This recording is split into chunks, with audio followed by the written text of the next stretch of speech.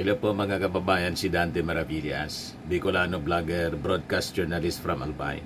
Ibigay ko po ito sa inyo na napakagandang balita para sa mga SSS members. Yan o. SSS sets 3-year pension increase without contribution hike. O di ba? Napakagandang balita para po sa mga SSS members. Walang increase sa contribution. May increase po sa inyong magiging pension. So sabi dito sa balita mga kababayan, itong 3-year pension increase na magsisimula sa September 2025 is a move that will benefit 3.8 million pensioners without imposing a contribution hike. After 3 years, pensions will have increased by approximately 33% para sa inyong retirement, disability, pensioners, and 16% for death survivor pensioners. Yung increase, sabi po rito, will be implemented annually in 3 tranches. Each September as follows. Yan po. 3 tranches. Magsisimula September 2025. Retirement and disability pensioners, 10% increase. Death or survivor pensioners, 5% increase. Next year, September 2026, ito pala na nauna, na September 25, for pensioners as of August 31, 2025. Then sa September 2026, para naman ito sa mga pensioners as of August 31, 2026. 10% increase sa retirement and disability pensioners. 5% additional para sa death or survivor pensioners. Then, pangatlo po, September 2025. For pensioners as of August 31, 2027 para hindi 2025. 2027, another additional increase na 10% sa retirement and disability pension and pensioners. In death or survivor pensioners, 5% increase. Sunod-sunod po, 3 taon, walang hike, walang increase sa contribution po. Ang may increase yung pension po ninyo. Di ba napakaganda mga kababayan na balita para sa mga SSS pensioners, mga nagtatrabaho po sa pribadong mga kumpanya? First time siya na mangyari na may ganitong sunod-sunod na increase. O may reklamo pa. Diba? Ang mga mamamayan po, hindi maubusan ng reklamo. Diba? Yan sabi ni Greg Ramsden, hindi talaga maganda ang administrasyon ngayon, samantala si Duterte, 1,000 increase sa lahat ng SSS pensioner. Dapat ganun, alata may ginagawa sa pera ng bayan. Kawawa talaga mga Filipino. Kailan kaya tayo makakatagpo ng presidente na may malasakit sa bayan at sa mga Filipino? Ang mareklamo man lang po, ang mga DDS, laging may reklamo. Yes, sabi ni Boy Salcedo Arbis, mga kasama, kung pensioners, pasalamat na lang po kayo.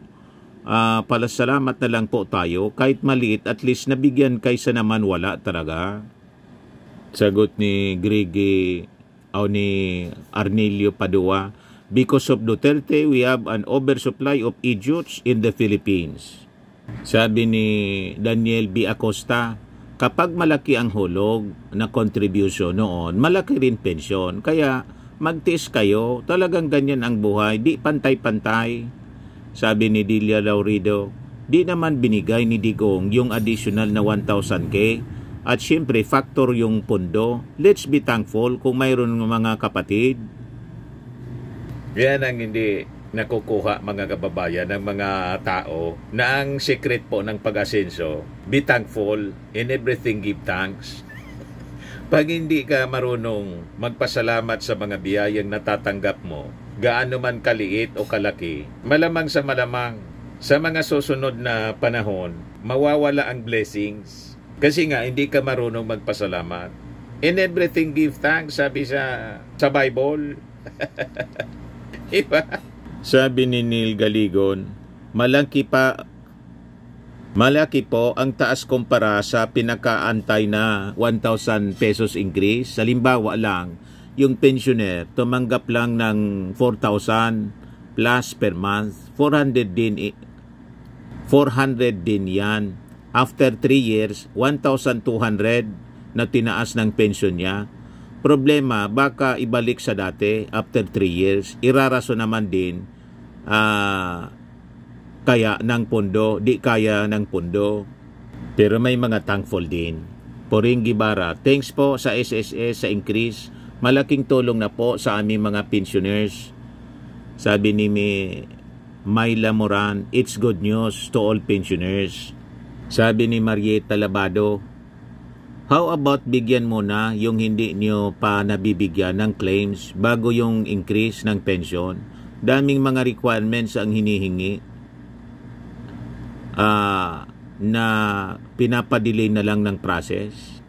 Sabi ni Kurakdot, 3K times 10% equals 300, dagdag equals 3,300. Sus Mariusep, hindi na lang yung matagal ng 1,000K increase, second tranche, panalo dito yung may 18,000 plus 1,800 increase equals 19.8 thousand, almost 20,000 na pension.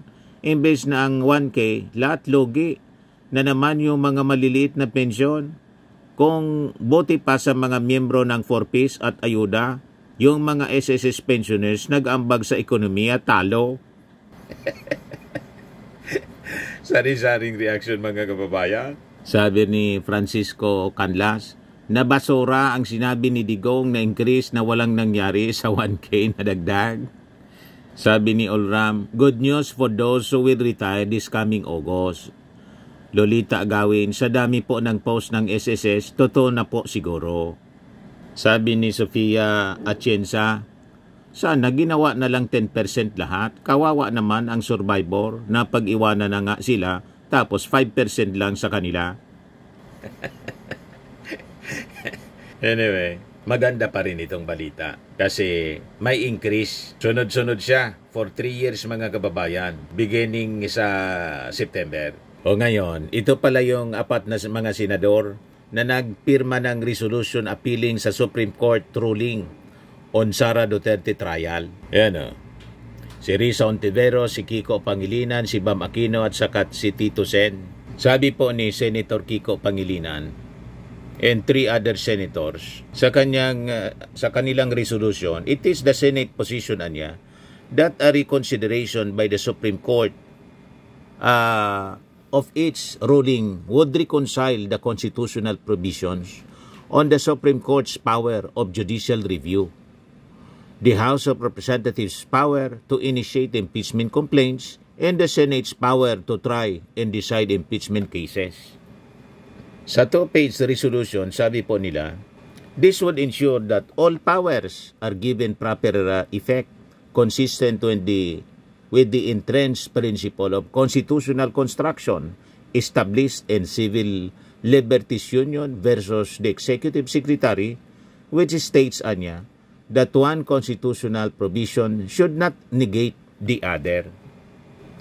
The draft cited the opinion of former Supreme Court Associate Justice Adolfo Asconia that while the 97-page decision of the court in Duterte's case may be legally correct, it strikes him as grossly unfair anya because it rules the articles of impeachment adopted by the House of Representatives as violating the only one complaint within 1 year rule by crafting a new definition of what constitutes being initiate and applying it to a complaint adopted in reliance on its previous and then prevailing definition.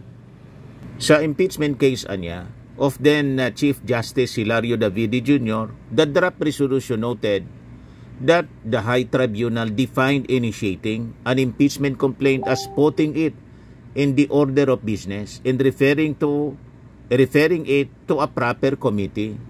This was not done to the 3 earlier complaints filed against Duterte.